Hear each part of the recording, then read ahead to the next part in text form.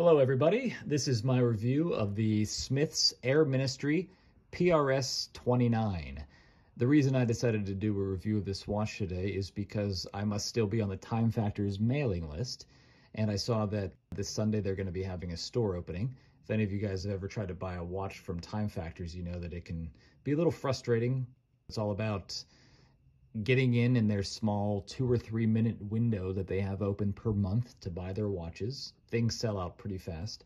And this is going to be one of the watches that's for sale this Sunday. So I thought if any of you guys had any reservations about it, if you were thinking about it, maybe I would clear up anything that may be holding you back, because it really is a great watch. This is something that I bought for my girlfriend. December 2022, I believe, is when I ordered this. I got it for her for Christmas that year. And she's an engineer, and she needed something that she could wear to work that was professional, classy, but also just kind of, you know, pretty. And it may be the ultimate unisex watch. There's a lot going on here that would appeal to both men and women. And it also has that historical element that maybe you guys are aware of, which is, you know, pretty appealing as well. So I'll start off with the case dimensions. Whoosh! Bombs away, baby. The case is 36.07 millimeters. The lug width is 18.02 millimeters. The lug to lug is 46.86 millimeters. The thickness is 11.04 millimeters. But as you can see, the box sapphire crystal on the top takes up quite a bit of that height. So without the box sapphire, just the metal itself, it's 7.82 millimeters thick. The water resistance on this is 100 meters. It's a push-pull crown. And the movement is a Solita SW210 manual wind, and it gives about a 42-hour power reserve when it's fully wound up. Now, I have always loved this watch. I saw the movie Dunkirk a few years ago, and I was not a fan of that movie. I'm not a Christopher Nolan fan. I think his movies are a bit pretentious, usually. Not all of them, but most of them. I found Dunkirk to be a pretentious pile of twat. But I remember Tom Hardy is a Spitfire pilot, I believe, in that movie, and he had the Omega version of this watch. But that one had some kind of crazy timing bezel on it that I just think looks so cool. I would love for Smiths to release something like that. But anyway, that's the probably origin of when this became something that was on my radar. And she gave me, when I kept asking her, like, you know, what kind of watch? I want to buy you a watch. What do you want? What do you want?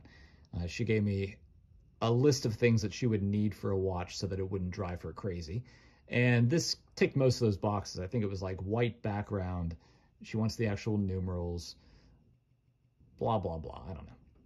I don't really listen whenever she speaks, and I'm sure she doesn't listen whenever I speak. I had bought a couple of watches from Timefactors before this. I had bought their PRS-59 monopusher chronograph, which was fine, but I sold it within days. I was just like, something about this watch just doesn't appeal to me once I was actually holding it and wearing it. It just wasn't for me, so I sold it. And for a while, I also owned their famous watch, the Everest watch, I believe it's called, the PRS-25, which is kind of like their version of the Rolex Explorer.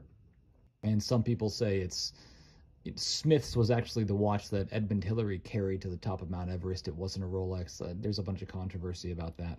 I'm not a Rolex fan by any means. I think, you know, like, if you want to signal to people that you're an image-conscious asshole, then Rolex is the watch that you should have on your wrist. Maybe that wasn't the case in the old days, but it's certainly the case now. I know I'm disgusting, but I love gold Rolexes. I love the ostentatious era, gaudy culture, and capitalist values they represent. How much for this? I just like this watch. It's brand new. Can I just make you an offer real quick? Go ahead. Before you say anything? Yeah. 14,000? Okay. Okay, put it aside. I want to say 13, but he just gave me $1,000 more. Look how easy that is. Brand new 2023? Okay, fine. Whatever type. That's a pretty watch. I just like the dial. Sometimes I do stupid shit like that. If someone gave me a Rolex, I would take it, but then the next day I would sell it. I wouldn't wear it at this point. Just all the bullshit you have to go through, all the hoops you have to jump through to get a Rolex from a dealer. Fuck that. Keep your dignity, guys. Don't wear a Rolex. Get something from Smiths. If you like that look, if you like that Rolex Explorer look, get the Smiths Everest. I mentioned earlier in this video that they're only open for a few minutes a month. The store opens is like a very short window where you can log on and get the watches. Here in Los Angeles, that's always 6 a.m. So if you want something, be ready with your credit card, be ready to type fast, input that credit card information, have an account made with Timefactors already, and just be ready to go. I've never, ever had a problem getting a watch from Timefactors. I've, like I said, owned 3 of them now, 2 for me, 1 for my girlfriend. I've never had a hard time getting my hands on one. But as you can see, guys, the dial is just incredibly charming. It's got this eggshell white background, very minimal text, just Smiths, England, which is very appealing to me. It doesn't hammer its specs over your head. It has these beautiful blued hands. I don't know if the camera's picking this up. I don't think it is. Maybe every once in a while right there, you guys might be able to catch a hint of that blue.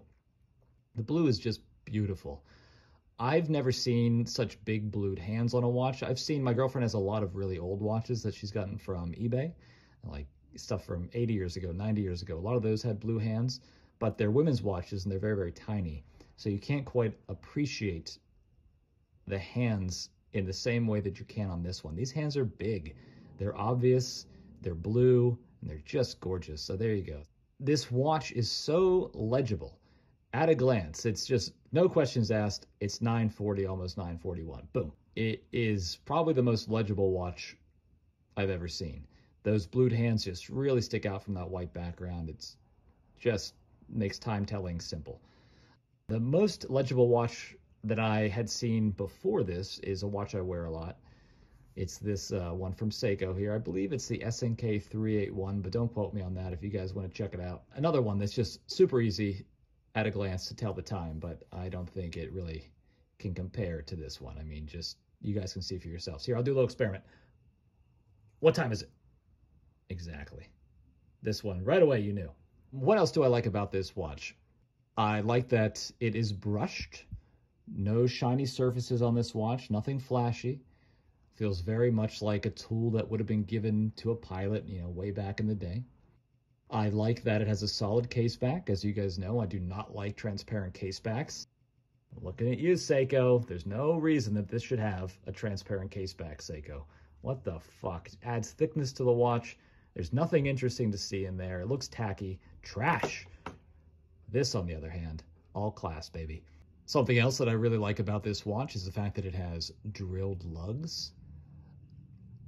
I have come to become very concerned about certain watches that I own that do not have drilled lugs, because whenever you remove the strap and you look inside the lugs, the hole for the spring bar is very shallow. I just keep seeing that on watches, and I don't understand what the thinking is there. You would think if you were manufacturing watches that you would want that hole, even if you didn't want the look of drilled lugs, you would think that you would want that hole drilled as far into the lug as possible so that the spring bars would have a chance to fully spread out and do their job with the utmost integrity. That is just not the case for a lot of watches. So many spring bar holes are shallow, and it just honestly worries me. I would never really... There's a motorcycle race apparently going on out my fucking window here in North Hollywood, so I apologize for all the motorcycle sounds. But welcome to hell. I moved to LA many, many years ago because I thought I was going to be the next Steven Spielberg, and yeah, now it's just a nightmare that I can't seem to escape from. Anyway, drilled lugs. My Marathon has it. My girlfriend's Marathon has drilled lugs. They're just so freaking handy, especially if you have shoulderless spring bars. I mean, the strap will never go anywhere. It's never going to fall off your wrist. This watch, I mean, it could fall off my wrist. The lug holes don't go in very deep. I don't trust it. Trash. Another thing I like about this watch, it said solid case back. Oh, what I didn't say, the most important part. Hopefully you guys can see this, and I'll zoom in a little bit. The logo, the Smiths logo, is supposed to look like a crown, but it actually looks like a pair of tits. And as a pervert, I appreciate that. I respect that. The guy who runs Smiths Timefactors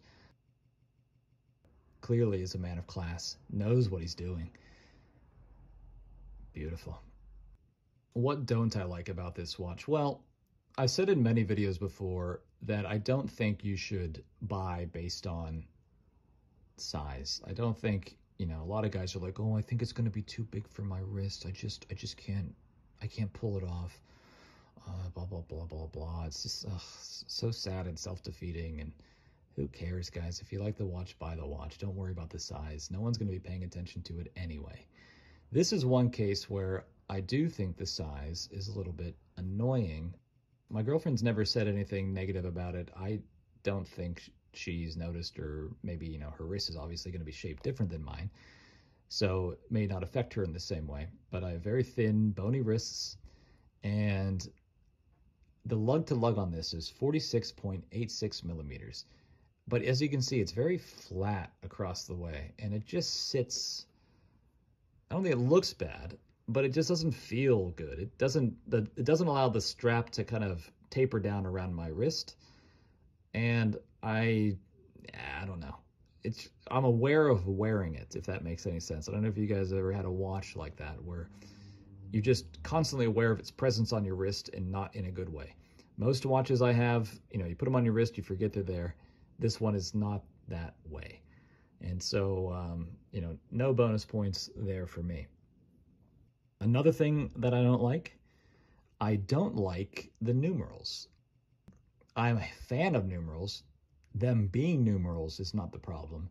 But the numerals themselves just kind of look a little boring. I'll put some other examples on the screen of numerals that I think look great. And you guys can tell me what you think. Like and subscribe, comment down below, all that bullshit. But no, like, I think the numerals here are kind of boring. Like, Hanhart is one that has a really cool 4 on their watches. I think the watch that this is based on, if I remember correctly, the Omega that this is based on, is one with a really cool 4. 4 is always the one that seems like old-timey watch designers got right. They put a lot more effort into the 4 for some reason. This just looks kind of like a boring font in Microsoft Word, and, you know, no more thought was put into it than that. Another one of the companies that are really big that do boring numbers, I think, are JLC. Jaeger-LeCoultre, or however you pronounce it. They had the most boring numerals ever on their Reverso watch, which is like the least boring watch imaginable, and then they boringed it up by putting very similar numerals to this on the dial. I don't understand that. If you're going to make a watch, make the numerals classy and memorable and unique. Why not? Go that extra mile. I don't like that it's manual wind. That would drive me insane. My girlfriend doesn't seem to mind that at all, and it's not my watch, it's her watch, so whatever. But if I had to wind a watch every morning, I always wanted a Hanhart, what are they called? Oh, geez, what are they called? The Steve McQueen Chrono, 1954, I forget what it's called. I always wanted one of those. I think they're beautiful, but I would hate to have to wind it every day. That would annoy me. I know guys are always like, oh, but it connects you to the watch. It creates a tactile experience, and you're involved in the process, blah, blah, blah, blah, blah. Yeah, no. I don't want to have to deal with that every morning. I want the watch just to continue running. I'm not opposed to once a week resetting the time if it drifts, but I certainly don't want to have to wind it every single day. That would drive me insane. The people that, you know, like automatic that won't go manual because, oh, I hate winding my watch. I'm like, all right, you know, like, do you like watches? You know, I just feel like. So for me, manual wind is definitely a con, not a pro. I asked my girlfriend, you know, what were the pros and cons as far as she's concerned, because she's the one that does wear it quite often. She said the pros are that it's classic, it's comfortable, so there you go. It's not comfortable on my wrist, on her wrist it is, so everyone's different. And she says that it goes with absolutely anything, so anything she wears, this seems to pair with it well. The cons for her, she said, I had to search for it on a tree, and my boyfriend will borrow it so that he can randomly do a YouTube video that no one is going to watch. Yeah, so when she said that she had to search for it on a tree, I gave this to her for Christmas, and I hung it on a tree, the Christmas tree, not a tree, the Christmas tree. And I was like, there's something on the tree for you, you know, see if you can find it. There's one last gift, whatever I said. And she searched for like 40 minutes. It was glorious. She was so frustrated. I loved every second of it. So I highly recommend, if you guys are ever going to buy a watch for a family member, especially a wife or a girlfriend, hang it on the tree, take it out of the box, hang it by this, find somewhere shadowy in the back and say, you know, the gift is somewhere here in this room. It's hidden. Good luck. They will take forever to find it. It's glorious. And I know they'll take forever to find it because I did it again this year with a Fortis that I bought for her. And it took her forever to find it again. And I was like, how is this taking so long? You should know exactly what I'm up to at this point. But the tree is just a place of unending frustration as far as of gift searches. And this has a white dial. It should have stuck out, but it didn't. It was the greatest thing that's ever happened to me. I was so proud of myself. So anyway, guys, keep that in mind whenever you're giving your wife or girlfriend a present next year. Hide it in the tree. They'll wish that you would never give it to them. It's beautiful. All right, guys, I don't really know what else there is to say here about this watch. It is a beauty. I know I said that there were some cons here, but they're very, very minor cons. If I had bought this for myself, I don't think I would have sold it. I think I would have kept it and continued wearing it, even though it's not the most comfortable thing on my wrist. And honestly, maybe I just never found the right strap or bracelet for it. I mean, I gave her this as kind of a temporary strap for it whenever I gave her the watch, because it came on a NATO strap, and it honestly, the NATO strap that it came on is awful. It just looks bland and generic and cheap, and you know, they clearly put all the money into the watch and not into the strap. And so I gave her this, never expecting her to keep it on this, but she's never found a strap, I guess, that she liked better, or maybe she just moved on with her life because she's not a watch nerd. I don't know if this is the best strap for it in terms of looks. I've seen online some other guys put like a green strap on it. Someone put it on a bracelet. I think this would look really good on a bong clip bracelet. I think that's how you pronounce it.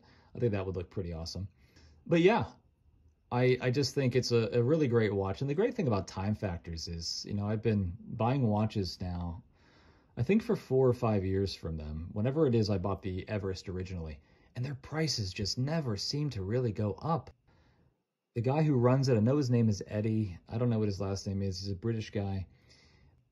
It just seems like they have an unbelievable skill in keeping prices down, where no other watch brand is like that nowadays.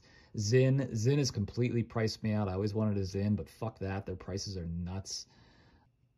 Damasco still has really good prices, in my opinion, as far as, you know, what you're getting for your money. Longines has a similar watch to this, which I think is uglier in every way. It's a big monster that just seems like they've completely lost the plot as far as what this watch should be. But it's priced completely insane as well. This, when I bought it 1.5 years ago, was £405. I don't know what the conversion into dollars is anymore for that. And I just checked to see what it's going to be this Sunday. £405. They haven't raised it a dime in 1.5 years, which is just nuts, because every other watch company has just been raising prices through the roof. So good for Timefactors, good for Smiths, good for Eddie, this guy that runs the place. The man is, he's clearly a saint. The man's a saint. That's all there is to say about it. I don't know, maybe, you know, £405 back then is not the same as £405 now as far as, you know, the conversion rate, but whatever. It's nice that the number hasn't changed. You know, it's a good psychological effect. And this day and age, I mean, Christ, not even eggs have stayed the same price. So good for this dude. Because I imagine a lot of work and time and money does go into a watch this nice. And because this is a solid watch. I mean, I'm not a fan of a beam manual wind, but when you wind this, it's just so smooth, and you feel like, it just feels like quality. I don't really know how to describe it, but I have a couple of watches that whenever I wind them, Seiko NH35 movements, things like that, they feel like, I don't know, cheap, I guess is really the only word. This does not feel cheap. It feels thick and smooth and like something's really going on in there. What's going on in there? The Smiths Air Ministry PRS-29. This might be my most rambling video yet. I can't imagine anybody would still be listening at this point, but if you are, God bless you. And adios. Waiting for someone to sing